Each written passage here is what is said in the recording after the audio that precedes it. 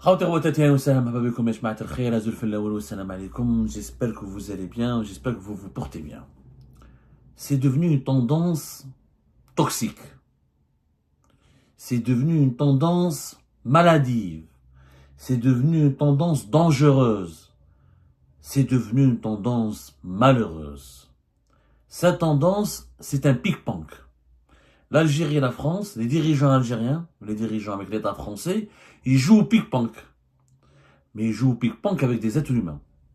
Encore une fois, des migrants algériens ont été expulsés par les autorités françaises et alors arrivés en Algérie, ils ont été renvoyés vers la France.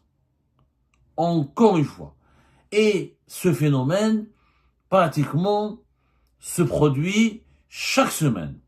Chaque semaine, nous avons des matchs de pic-panc entre les dirigeants algériens et l'État français. La France expulse, l'Algérie réexpulse. Et ce sont des êtres humains qui, en une journée, font les va-et-vient entre l'Algérie et la France. On a l'impression qu'on parle de colis postaux, qu'on parle de conteneurs, qu'on parle de sacs de sable ou de ciment, ou qu'on parle de cajots, de légumes ou de fruits. On oublie que ce sont des êtres humains. On parle d'êtres humains, des êtres humains qui sont rejetés de part et d'autre et que personne ne veut reprendre. Ça devient tout simplement immoral, cette situation. Même que c'est immoral. On dirait que c'est des barquettes de frites qu'on rejette de part et d'autre.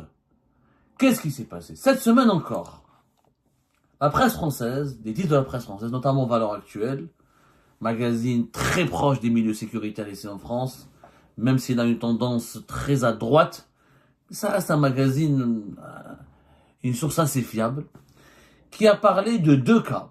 Premier cas, le 7 mars dernier, 2025, à 23h30. Alors, il y avait, à son arrivée à Alger, via un vol Air France au départ de l'aéroport Charles de Gaulle-Roissy, dans le cadre d'un départ non accompagné. C'est-à-dire les policiers français ne sont pas montés avec lui. Ils l'ont placé dans un vol d'Air France et l'ont expulsé vers l'Algérie. Les autorités algériennes ont refusé l'entrée à leur territoire d'un Algérien qui s'appelle Abdelhak Bey. Il est né le 1er octobre 1993 à Souk-Haras, en Algérie. Il a la nationalité algérienne. Il était placé dans un centre de rétention administrative à Perpignan depuis le 22 février 2025. Et il faisait l'objet d'une OQTF, d'une obligation de quitter le territoire français. Il avait le passeport algérien valable du 6 juin 2017 au 5 juin 2027. Donc il était algérien, passeport. Il avait un passeport, nationalité algérienne. Et la France l'a expulsé. Elle l'a mis dans un avion. Air France, elle l'a renvoyé vers l'Algérie. Il n'y avait pas de police, ils étaient non accompagnés. Parce que maintenant, les policiers français ne veulent plus accompagner les migrants algériens expulsés. Parce qu'ils sont mal accueillis en Algérie, notamment à l'aéroport d'Alger. Ils reçoivent pas des explications, ils sont maltraités, ils sont mal accueillis. Pas maltraités, ils sont mal accueillis. Ils sont obligés d'être renvoyés. Et leur mission n'est pas exécutée. Donc la police française n'envoie parce que normalement toutes les expulsions sont accompagnées. On ne sait jamais, cet étranger qui est expulsé, il peut être dangereux, il peut semer l'ordre, le trouble au sein des passagers, dans un appareil, dans un avion, il peut prendre un couteau, il peut causer du mal, il peut menacer l'équipage, il peut causer un problème, il peut menacer la sécurité des passagers, de l'équipage et du vol. C'est vraiment rare. Normalement, franchement, d'après ce que je sais de la loi, toutes les mesures d'éloignement, toutes les procédures d'expulsion doivent être menées de bout en bout et supervisées depuis le départ de la France vers l'arrivée en Algérie par des policiers français. C'est pas le cas. Donc ce jeune de Souk-Haras, on ne sait pas pourquoi il a été expulsé. En tout cas, tout ce qu'on sait, c'est qu'il n'est pas inscrit sur le fichier de traitement des signalements pour la prévention de la radicalisation à caractère terroriste. C'est quelqu'un certainement qui a été expulsé parce qu'il a fait des actes de délinquance. Des actes de délinquance, du vol, des délinquants, un délinquant. Aucune explication n'a été fournie par les autorités algériennes pour le motif de ce refus. Il a été renvoyé vers la France. Il a été conduit à notre cas le 7 mars 2024, qui la même chose. Ah non, on parle toujours de ce Abdelhak Bey. C'est pas le deuxième cas. Donc il a été renvoyé, il est revenu à l'aéroport Charles de Gaulle dans la nuit, puis à l'aéroport de Montpellier, il a été ensuite récupéré par la police française, ils l'ont remis au centre de rétention administrative de Perpignan, le samedi 8 mars. Le 7 mars, il est parti, il revient la nuit à Paris, il est récupéré, l'emmène jusqu'à Montpellier pour revenir à Perpignan, dans un centre de rétention administrative où il peut rester jusqu'à 90 jours. Bien sûr, les autorités algériennes n'ont pas fourni d'explications, si ce n'est qu'ils n'avaient pas de laissez-passer consulaire. Encore une fois, on revient à cette polémique du laissez-passer consulaire et à cette interprétation juridique qui diverge en France et en Algérie. La France, les autorités françaises estiment que quand quelqu'un a un passeport algérien et qu'il a les papiers algériens et que son identité algérienne elle est confirmée, il n'a pas besoin de passer par un laissez-passer consulaire.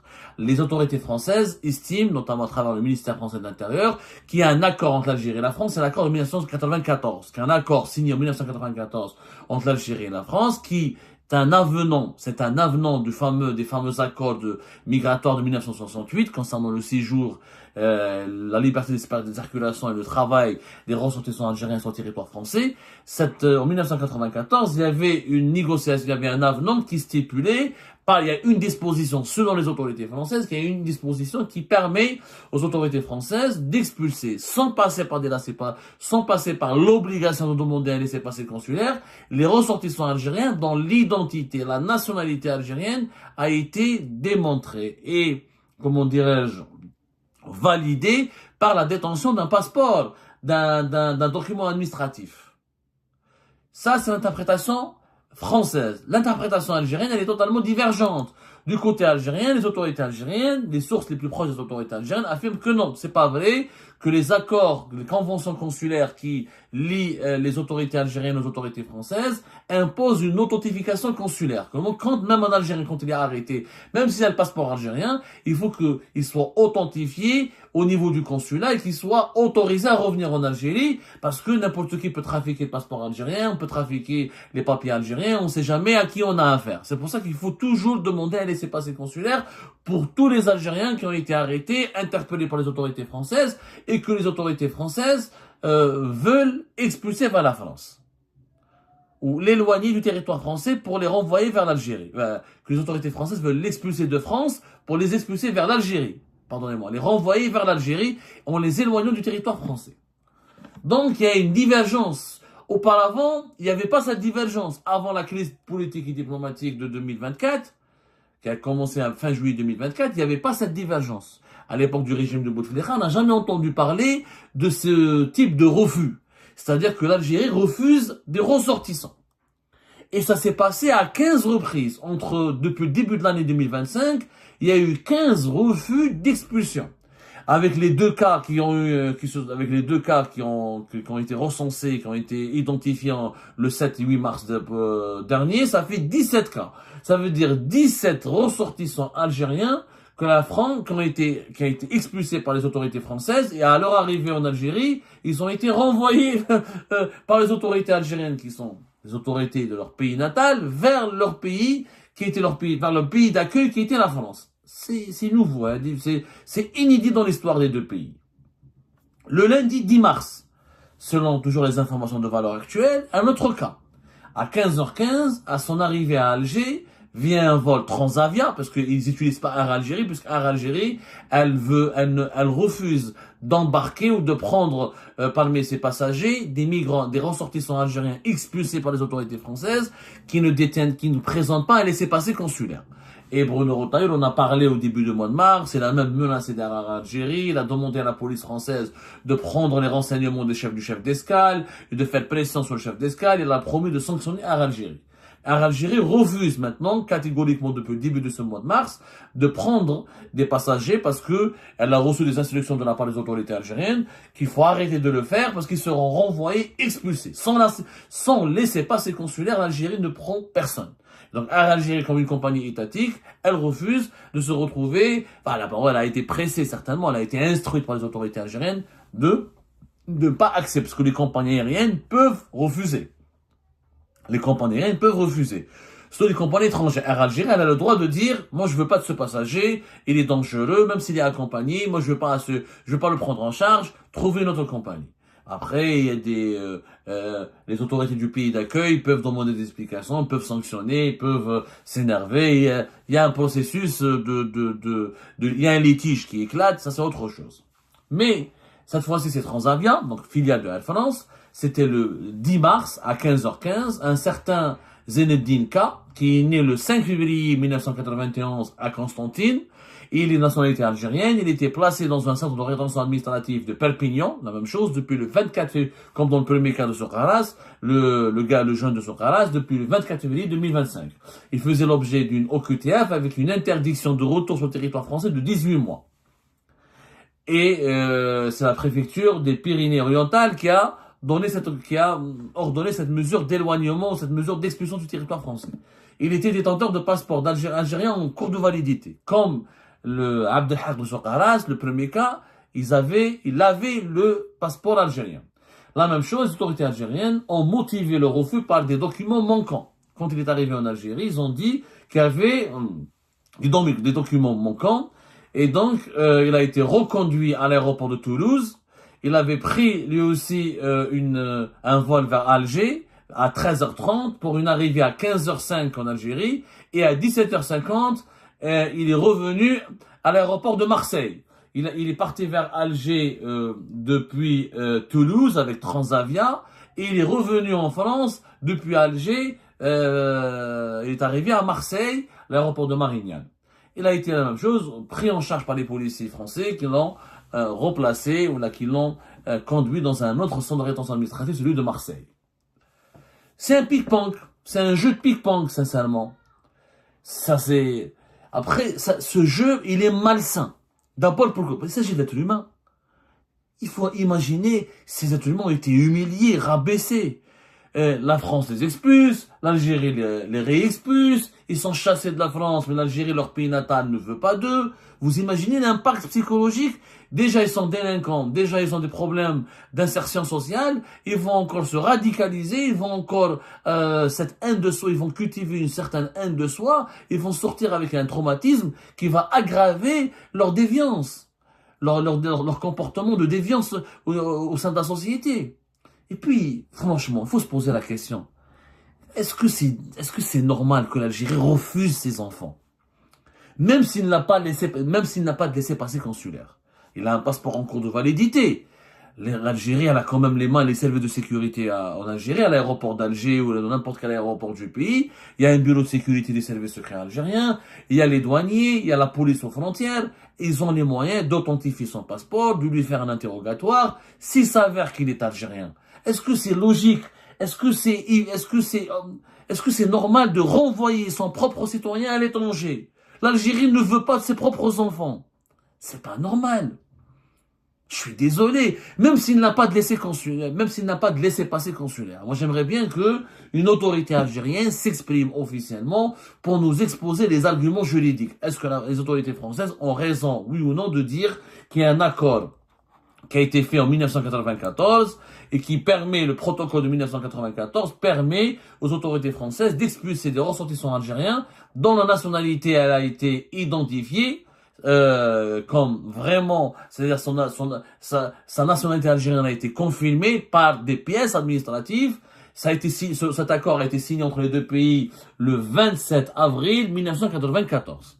À l'époque, c'était Charles Pasqua qui était ministre de l'Intérieur. Il y avait la guerre civile en Algérie et les Français ont négocié avec les Algériens, les autorités algériennes, un nouveau protocole pour permettre, la France avait fait pression à l'époque, elle avait conditionné son aide contre le terrorisme islamiste aux autorités algériennes par la renégociation, par la signature de cet accord, parce que la France voulait se prémunir contre la menace islamiste qui provenait de l'Algérie. Il y a même des attentats islamistes liés à des groupes armés islamistes algériens sur le sol français.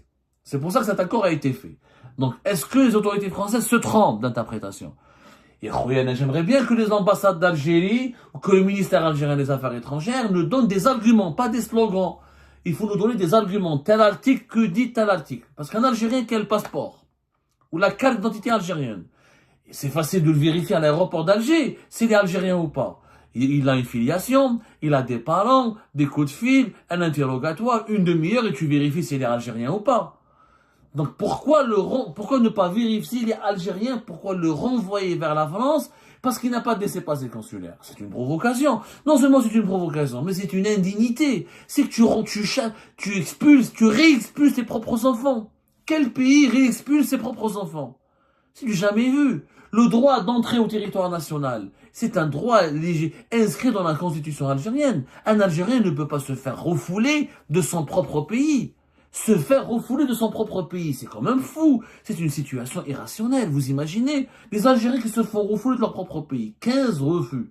17 maintenant depuis l'affaire du 7 et 8 mars. T'as les deux, un gars de Constantine, originaire de Constantine, et un gars originaire de Sokras, et les deux étaient dans un centre de rétention administrative à Perpignan, dans le sud de la France. 17. Et les cas sont nombreux. Selon des sources françaises, les autorités françaises ont une trentaine de cas urgents, notamment de personnes qui sont soupçonnées d'être potentiellement des terroristes et de pouvoir faire des actes, de perpétrer des actes terroristes. Que la France veut expulser, mais l'Algérie ne réagit pas. Ou là, elle réagit avec beaucoup de retard, elle prend son temps à étudier, ou là, il y a des refus. Il y a des refus où il y a tellement de lenteur, il n'y a pas de réponse claire et précise, et on laisse les Français en suspens. Clairement, on utilise les laissez-passer pour consulaires et la question des expulsions des migrants algériens comme une arme, comme un outil de pression sur la France. Parce qu'il y a une crise diplomatique et politique, on refuse de reprendre des migrants algériens. Parce qu'il y a une crise politique et diplomatique, on ne délivre pas les laissez-passer consulaires. Parce qu'il y a une crise politique et diplomatique, on fait du chantage à la France, on la déstabilise à travers cette question qui est devenue, et les Français ont montré que c'était un point faible, que c'était leur talon d'Achille, qu'ils ont des exigences de la part de leur opinion publique, que la classe politique française, elle veut absolument rendre des comptes positifs et lutter plus efficacement contre l'immigration clandestine et l'immigration dangereuse, c'est-à-dire les migrants qui commettent des actes qui menacent l'ordre public et la sécurité nationale de la France. Comme il y a des exigences assez élevées, qu'il y a une course contre la montre pour la France pour protéger sa sécurité nationale et l'ordre public et son territoire, et ben les autorités algériennes ont compris que c'était un point faible. Ils ont identifié un point faible, ils l'utilisent jusqu'à quitte à renvoyer, quitte à refuser l'accès au territoire national aux Algériens eux-mêmes. Ça pose des questions de moralité. Que le régime algérien veut faire un bras de fer avec la France. C'est de bonne guerre. Qu'il veut presser ou exercer des pressions ou déstabiliser ses adversaires français parce qu'il y a un rapport de force. Ça peut se comprendre. Mais pas en utilisant la dignité humaine des Algériennes et des Algériens. Pas en utilisant des êtres humains. On n'utilise pas des êtres humains dans un rapport de force politique. C'est extrêmement bas. C'est extrêmement immoral. Et puis même du côté français. On sait que les autorités algériennes, les autorités françaises savent que maintenant c'est devenu automatique.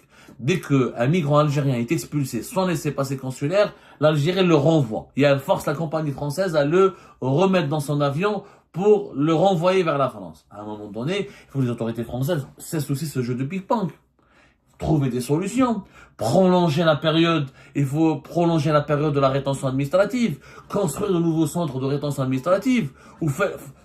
Pourquoi la France ne fait pas comme l'Italie? Elle négocie avec des pays tiers, comme l'Italie l'a fait avec l'Albanie, pour mettre des ressortissants algériens qui ne sont pas acceptés par l'Algérie. On les place dans un autre pays. Dans un autre pays où ils seront placés, et en attendant que l'Algérie veuille les récupérer. Mais il y a d'autres solutions alternatives. Mais jouer au ping-pong comme ça, chaque jour, chaque semaine, faire des matchs de ping-pong avec des êtres humains, ça devient immoral. Immoral des deux côtés. Parce que les deux côtés utilisent la question des migrants et de l'immigration clandestine et de l'expulsion des migrants comme un outil de lutte politique. Bon, je dirais que l'immoralité quand même, la plus grande immoralité est du côté du pouvoir algérien, parce que tu peux pas refuser, s'il a le passeport algérien, s'il a la carte d'identité algérienne, s'il est réellement algérien, on peut pas le refouler.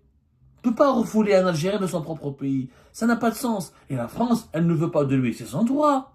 Plaidom, c'est leur pays, ils ne veulent pas de certains Algériens. C'est leur droit.